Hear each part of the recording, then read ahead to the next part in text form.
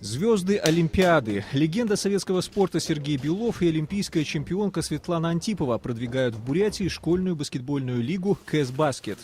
Мы хотим, чтобы наше будущее, а мы рассматриваем нынешних детей как наше будущее, хотя бы, я сказал сегодня корреспондентам, хотя бы кто-то бросит пить пиво, кто-то курить, кто-то там еще чем-то, да? Сегодня это достаточно актуальная проблема.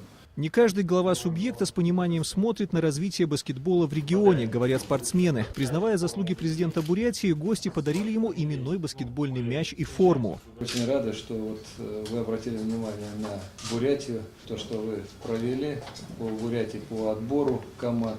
У нас никогда не было такое большое количество участников, как 90 команд только с одной Бурятии. В проекте КС Баскет приняло участие 75 школ республики, в том числе и коррекционные. На официальном сайте зарегистрированы команды юношей и девушек из 50 регионов страны.